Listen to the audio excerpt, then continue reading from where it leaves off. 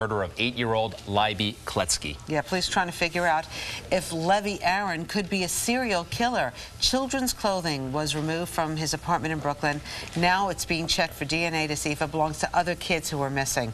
The case is so disturbing that one of Aaron's 2 attorneys has walked away from the case. We spoke with him, Gerard Marone, earlier on Good Day, about why he decided to walk from this case. Mr. Aaron certainly has a deficiency in his capacity. There's something there that certainly is not right. But my choice wasn't because of Larry Aaron. My choice was because of Libby.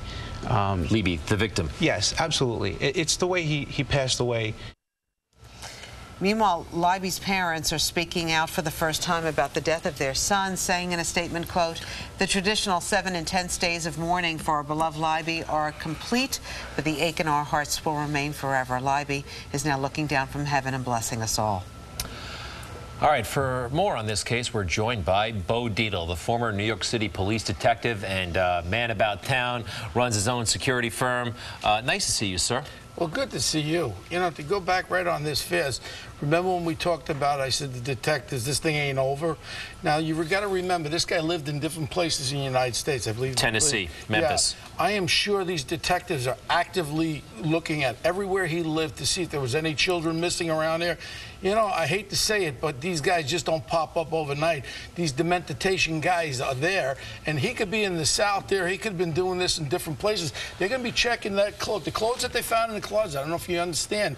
DNA can be on scales of skin that fall off when you wear a garment. Sure. And they could define it. It's down to such a science now, the DNA. If you touch something, you have some sort of DNA that's on that clothing. You know, everybody said the way that he dismembered this body is not someone who was involved in a murder for the first time. Yeah, I hate to say it, but I think just in the actions of our great New York City detectives, and again, my compliments, if there's something there, they're going to find it, and they're really aggressively looking. You can see they're looking in the backyard, they're looking at this clothes. This case ain't over, and we said it the first day we spoke about it. I said, they're just too aggressive there, and it's part of the investigation. You just don't arrest somebody and let it die. Of course, they're going to investigate, and they want to collect more evidence. My sense is, however, that it will end with this case. They won't find other victims. Here's why. The crime happened on Tuesday. He was caught on Wednesday. The kid goes missing on Monday. He was not skilled at this kind of thing, and apparently he panicked. As soon as he found out that the kid was missing and people were looking for him, he loses it. You know, there was some other talk, I don't know if it was true or not, if it was confirmed or not, about where he was asking other kids to come for a ride in a car.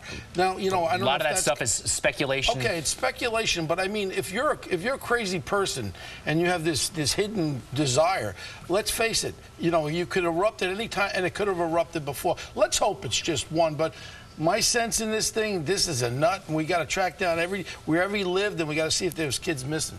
All right, let's talk about other news. Jay Walter, the head of the MTA, is leaving. He's got a big job that he's going to. Jay Walter, he runs the biggest railroad in the country right now, going to Hong Kong. What do you think, Beau? Well, you know, it's so obvious, Greg. You should know. What do you make now? You make about $10 million a year, right? Here at Fox. So slightly more. If someone offered you $50 million, now he makes $350,000.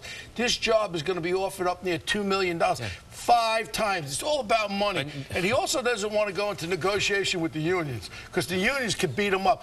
You could look really good, and you could be doing good things. Then when the unions start calling you a scared punk and everything. Well, they've been doing that. Samuelson's been doing that for a long time. Yeah, look, we said that earlier. He's going to go. He wants to make 7 figures. So what? This is an American way. Yeah, like I just said, like you're on Fox now, you make $10 million a year. If you had offered $50 million for one of those communist stations, one of those other communist stations, you'll go for $50 million. No? No? 50 million? Yeah. Do I get a clothing allowance? He wouldn't even remember our name. I know. He'd be out of here. Feet don't fail me now. Yeah, I know. But this is a surreal scenario you're talking about. All right, Beau, so that's it. That's your insight. I believe it's all about money. And, you know, he's a Harvard educated. You know, this guy went to the graduate school. Yeah. You get taught in Harvard. Take the cash. All right, listen. Did you see this video of these 2 women duking it out on the subway? Yeah. There was a baby in a stroller. Apparently the women were fighting over a seat on the train, but somebody forgot about the baby. You know, I saw this video, and I hate to say it, it's not the first time that I've seen stuff like this. Really? I mean, this Would you have broken it up? I would have tried to break it up, but you know what happens with the person who breaks it up? Sometimes you become the victimization there. They'll turn on you. Because the worst thing that ever happened, Greg, my brother Alan and I, we used to grow up together. We grew up together. He's 2 years older. Of course you grew up together. We'd fight we'd be in the gym, in the locker room. We'd start fist fighting, blood dripping up, boom, boom, boom. Next thing is people would try to break it up. You're fighting them. Don't touch my brother. And that poor person there got beat up. And I mean, look, in reality, people got to be careful because the person that tries to break it up, who's not a police officer, they could come out with a knife and they become the victims. Be careful out there. And these women look like they're pretty tough, Greg. I think they can wrestle you down. Look at them. Go at it. Well, no, look, I would go the other way. What do you mean you go the other way? What way are you going to go? I would have gotten off the train. No, okay. you would have probably gone for the stroller to make sure the baby was that's okay. what Greg would have wanted. Look, actually, I do know what you're talking about. You know, we see fist fights on TV all the time. Cop in the Bronx got punched the other day, off duty. He fell to the ground, hit his head. Serious brain damage. Yeah, you know, it's bad things result from these. We kid around with it, and then what happens is the bystander, the one that tries to help, a lot of times no good deed goes unpunished. Remember that, and they become the victim, and then they turn on because you don't know. Could be a fight between two brothers or two sisters. Now you pull. You leave my sister alone. That's my sister. I can beat her up, but you can't beat her up. Next thing they'll have Greg on the ground, and they'll be pummel-tating you, Greg, and I'll have to save you. So, what? I should probably carry a gun? No, unless you get a permit now. You know your father. What about a stun gun? Stun gun's not legal here in New York. What about mace? Stop testing me. Stop testing me, Greg. How about a miniature baseball bat that they used to give away at Yankee Stadium? How about going to the gym and getting good shape, I'm already Greg? there, Beau. Get those arms in good shape. He's got the guns. Beau is... Oh, my goodness. Come on, Greg. Beau Field is man's really... I'm all right. I'll take your word for it. All right, listen. Do you take a taxi? Do I take a taxi? You No. ever take taxis? I've used to take a taxi, but I drive around now. He drives his own car. Yeah. Gotcha. Why? No, because it's a new taxi. It's called the taxi of tomorrow. Well, as long as it's air conditioned. What do you think? You know, the taxi tomorrow is good as long as it's air conditioned, because the worst thing in the world, you could get in a cab with one of these, and I'm not being racist. Beau, hold on a second. Middle Eastern food coming out of the back. Stand by. Hold on. Let's just go through this. The TLC is putting some interim cabs on the streets. We're all waiting for the new cab. These are the interim cabs. Yeah, it's a Ford Transit Connect van, right? All right. Let's see. Hitting the streets at the end of the summer. The Fords were one out of 3 options the public was given and asked to choose. We voted on this, by the way. New Yorkers chose the Turkish Karsan, K-A-R-S-A-N, which would have been made in Brooklyn. Oh, they did not. We wanted it, but the TLC said, no way, we can't make a car in Brooklyn. We don't have the resources. So we went to Japan. The Nissan, the new cabs will arrive in 2013. In the meantime, you'll see some Fords, and they look like this one. Okay. The only thing, some of these taxis, they're lovely, except that the front part where the driver is totally air conditioned, and there's no air conditioning that's coming in the back. You mean because the partition? Yeah. Now, the partition is a pain in the neck. Are they wheelchair accessible? Because it looks like it could be converted, because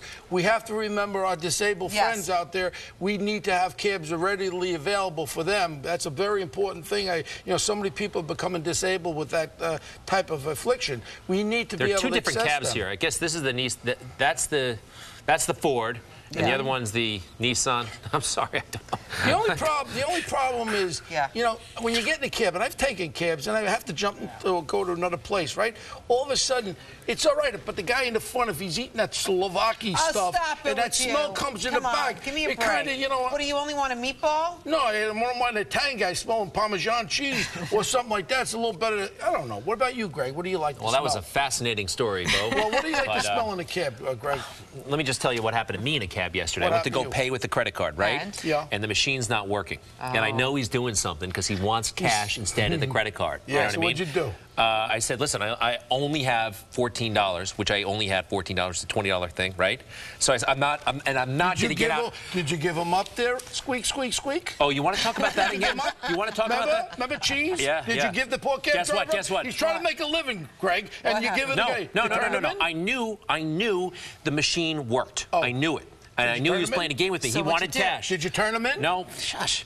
I said, I only have $14. I'll give you the $14 cash, or I'll pay with the machine. That's all I had, Beau. Greg, no, are you guess what? serious? At that moment, The machine started to work. Greg, you serious? Yes, Beau. What? That's corruption. No, it's not corruption, It's corruption. Beau. It is not corruption. With a credit card, they're credit card equipped.